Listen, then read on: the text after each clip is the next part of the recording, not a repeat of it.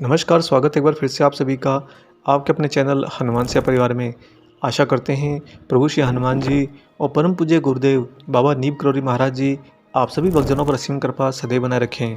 जागृत हनुमान जी की सारी सिद्धियों और सारी निधियों के वास्तविक स्वरूप बाबा नीम करौरी महाराज जी अपने भक्तों के प्रति बहुत ज़्यादा संवेदनशील रहते हैं। जी हाँ दोस्तों, कोई भी भक्त को महाराज जी कभी रोता हुआ नहीं देख सकते, कभी परेशान नहीं देख सकते। जब भी कोई भक्त महाराज जी को पुकारता है, बाबा के लिए अपनी गुहार लगाता है, अपनी प्रार्थना, अपनी अर्जी लगाता है, तो उसकी हर बात, उसकी हर परेशानी, उसकी हर इच्छा महाराज जी के श्री चरणों में जरूर पहुंचती है।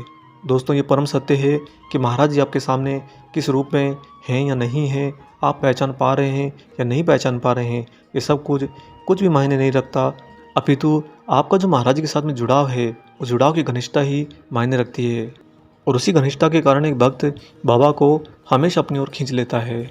बाबा ने तो कभी भी अपने किसी भी भक्त को आंखों के अंदर आंसू लाने ही नहीं दिया। अभी तो महाराज जी हमेशा एक ही प्रयत्न में लगे रहते कि उनके भक्त हमेशा हंसते खिलखिलाते रहें, सदैव अपने जीवन के अंदर यहाँ पर जिस सुख की वो कामना करते हैं उस सुख के अंदर सुखमय रहें। और अपने भक्तों के इन्हीं ऐच्छिक सुखमय आयामों को वास्तविक साकार रूप देने के लिए महाराज जी कभी पीछे नहीं हटते। जब भी कोई भक्त बाबा जी को अपने मन की कोई व्यथा बताता है तो अगले ही क्षण महाराज जी उस व्यथा के समाधान को एक नए आयाम में रच देते हैं। यानी कि महाराज जी को उस आयाम में अगर कुछ भौतिकवाद की व्यवस्था करनी पड़े तो बाबा वह भी करते हैं, और अगर ज़रूरत पड़े तो महाराज जी स्वयं ही खुद ही दौड़े चले आते हैं। वास्तव में तो जब एक भक्त भक्ति की पराकाष्ठा में होता है, स्वयं को, अपने गुरु, अपने प्रभु को पूर्ण रूप से समर्पित करके रखता है, तो अनायास ही उसकी आंखें छलक जाती हैं और उसकी आंखों में आंसू आ जाते हैं। परंतु भक्त के इन आंसुओं की भी कीमत महाराज जी से ज़्यादा कोई नहीं जानता। जी हाँ दोस्तों, बाबा महाराज जी कभी अपने भक्त की आंखों में आंसू नहीं देख सकते। इसका कारण है कि महाराज जी अक्सर जब कभी अपने भक्तों के साथ में एकांत में होते तो बड़े ही प्रेम से उनका हाथ थामते हुए कहते कि मैं तुमसे बहुत प्रेम करता हूँ। ये बात महाराज जी ने अनेक भक्तों को कही है, और आज भी जो भक्त महाराज जी को पूर्ण समर्पित होकर जाते हैं उनके हृदय में बाबा की तरफ से बात अनेक बार उठती है, उन्हें एहसास कराती है कि महाराज जी आपसे वास्तव में बहुत प्रेम करते हैं। इस प्रेम की ना कोई सूची है, ना कोई सीमा है, ना ही कोई स्वरूप है, परंतु फिर भी यह प्रेम वास्तविक है, परम सत्य है। और इसी की दूसरी दिशा में जब उसी भक्त के जीवन में वास्तव में संकट आते हैं, वास्तव में कष्ट आते हैं, तब वही भक्त सोचता है कि मैं महाराज जी को क्यों परेशान करूं, क्यों ना मैं स्वयं ही अपने प्रयत्न ज़्यादा कर लूं। और बाबा का तो आशीर्वाद है ही जिसके कारण मुझे समाधान मिल ही जाएगा। इसी कारण से वक्त अपने प्रयत्न को और ज़्यादा सीमा तक लेकर जाता है, परंतु फिर भी उसके प्रयत्नों से वास्तविक समाधान के नज़दीक नहीं लेकर जाते हैं। तो अंत में उस भक्त के पास में कोई चारा नहीं बचता और वह महाराज जी के श्री चरणों में रो देता है। दोस्तों, जो बाबा जी हनुमान जी अपने भक्त के प्रेम में भी आंसू नहीं देख सकते, तो क्या वे उनको कष्टों में आंसू आने देंगे? कभी नहीं। ऐसी परिस्थिति में तो महाराज जी स्वयं ही बहुत ज़्यादा व्याकुल हो जाते हैं, बहुत ज़्यादा अस्थिर हो जाते हैं और अपनी गति बढ़ाकर, अपनी गति को अनंत गुना करके स्वयं आपके लिए दौड़े चले आते हैं। आज आपको महाराज जी की ही एक ऐसी अलौकिक घटना सुनाएंगे जहाँ पर बाबा महाराज जी से अपने भक्त के लिए रहा नहीं गया। भक्त के आंसुओं पर महाराज जी को स्वयं का ही रास्ता बदलना पड़ा। जी हाँ दोस्तों, ये घटना बहुत ही ज़्यादा भावुक भी है। ये घटना है सन 1962 की। 1962 में एक भक्त महाराज जी के दर्शन के लिए एक बार कैंची धाम गया था। कैंची धाम पहुँचकर उसे बहुत ही ज़्यादा आनंद मिला, बहुत ही ज़्यादा अंदर से सुकून मिला। इस कारण से वह कुछ समय तक कैंची धाम में ही बना रहा, परंतु बाद में जब वह चलने लगा तो बाबा ने उसे 4-5 दिनों में बरेली आने का वादा कर दिया। बिना कुछ पूछे ही महाराज जी जान गए थे कि ये भक्त बरेली के हैं, अतः बाबा ने सीधा ही उनके मन की इच्छा को और ज़्यादा आनंद में करने के लिए उन्हें ये वचन दे दिया कि हम बरेली ज़रूर आएंगे। बाबा अक्सर जब भी बरेली आते थे तो डॉक्टर भंडारी जी के घर पर अवश्य रुकते थे। ये भक्त लौटने के बाद में महाराज जी के आने का इंतज़ार करने लगा। बाबा के दर्शन की चाह इतनी ज़्यादा प्रबल होती गई कि दोस्तों एक एक दिन निकालना भी इन भक्त के लिए बहुत ज़्यादा दूभर होने लगा। अतः उन्होंने चौथे दिन के बाद से ही डॉक्टर भंडारी के घर पर अपना एक नौकर भेजकर ये पता लगाना रोज़ शुरू कर दिया कि क्या महाराज जी आए हुए हैं। लेकिन जब भी उनका भक्त जाता तो लौटकर एक ही समाचार देता, एक ही जवाब देता कि महाराज जी तो नहीं आए हैं। और ऐसा करते करते न जाने कितने दिन बीत गए, बाबा का कोई पता नहीं चला।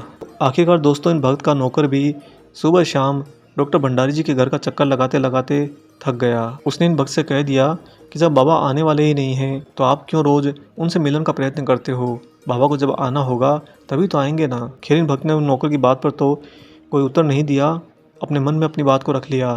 फिर इसी बीच अचानक से एक दिन ये भक्त बीमार हो गए। उन्हें बहुत तेज़ बुखार हो गई।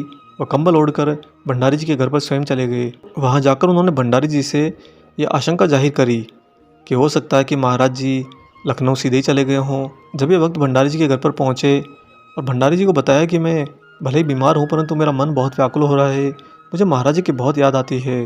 तो भंडारी जी ने दोस्तों उन्हें ये आशंका व्यक्त करी कि हो सकता है कि बाबा सीधे लखनऊ चले गए हों, इस कारण से उनका बरेली आना नहीं हुआ हो। भंडारी जी के मुख से बाबा के न आने का ऐसा संशय बस सुनना भर हुआ था कि ये भक्त ज़ोर ज़ोर से रोने लग गया। इन भक्त का हृदय अपने पुकार में बहुत ज़्यादा द्रवित होने लगा और ये चाहकर भी अपनी रुलाई को रोक नहीं पा रहे थे। बस बार बार रो रो कर फफकते हुए इनके मुख से एक ही बात निकल रही थी कि बाबा ने तो आश्वासन दिया था कि बरेली आएंगे, फिर वो लखनऊ क्यों चले गए। ये भक्त भंडारी के घर के बाहर रखी एक बेंच पर जाकर बैठ गया और बस निरंतर रोता रहा और रोता रहा।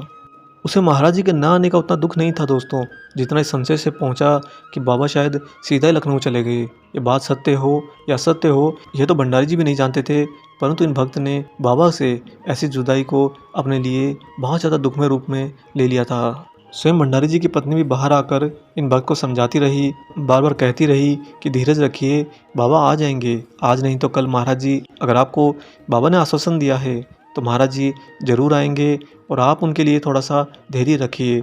अभी बाहर आंगन में एक बेंच पर बैठे हुए और रोते हुए इन भक्त को श्री भंडारी जी की पत्नी समझा ही रही थी कि तभी अचानक एक जीप फाटक में घुसती हुई बगल में आकर रुकती है और जीप में से बहुत तेज़ गति के साथ में महाराज जी उतरते हैं और इस भक्त पर जो रो रहा था इस पर उड़ती हुई नज़र डालते हुए सीधा भंडारी जी के घर में प्रवेश कर जाते हैं। ये भक्त अपनी दुविधा और बोगलाहट में तो बाबा को प्रणाम करना भी भूल गया। बाहर पीछे ही रह गए महाराज जी के ड्राइवर रामानंद ने इन भक्त को बताया कि महाराज जी तो फरीदपुर से भी बहुत आगे बढ़ गए थे, परंतु उसके आगे जाते ही गाड़ी अपने आप रुक गई। पूरी तरह से जीप का इंजन जाम हो गया था और मैंने तो सारी मशक्क़त करके गाड़ी का पूरा इंजन चेक कर लिया, परंतु मुझे कोई परेशानी नज़र नहीं आई।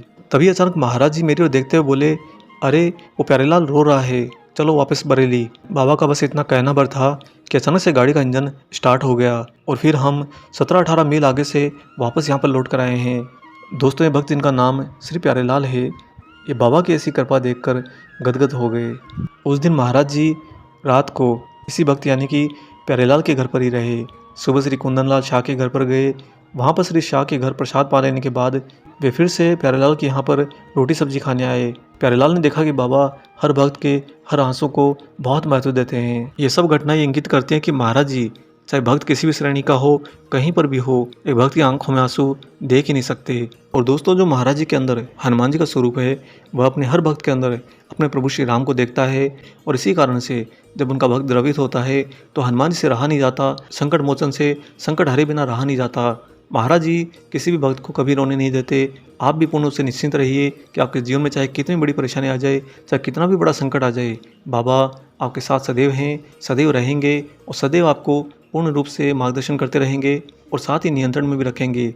अतः दोस्तों ये जीवन पूर्ण रूप से स्वतंत्र होकर जिया कीजिए, सब कुछ महाराज जी पर छोड़ दीजिए, आपका धैर्य ही आपका परिणाम होगा। हम आशा करते हैं आज का ये विशेषांक आपको जरूर पसंद आया हो। वीडियो अगर अच्छा लगा है तो जाने से पहले इसे लाइक ज़रूर कर दीजिए। अगर आपने चैनल को सब्सक्राइब नहीं किया है, भूल गए हैं, तो चैनल को भी सब्सक्राइब करते जाइए। मिलेंगे बहुत जल्दी ही एक और ऐसे ही अलौकिक अंक के साथ। तब तक अपना और अपने माता पिता का संपूर्ण ख्याल रखिए और परम प्रभु श्री राम जी का निरंतर गुणगान करते हुए बाबा हनुमान और बाबा नीम करौरी महाराज जी की निस्वार्थ होकर सेवा करते रहिए। जय सिया राम।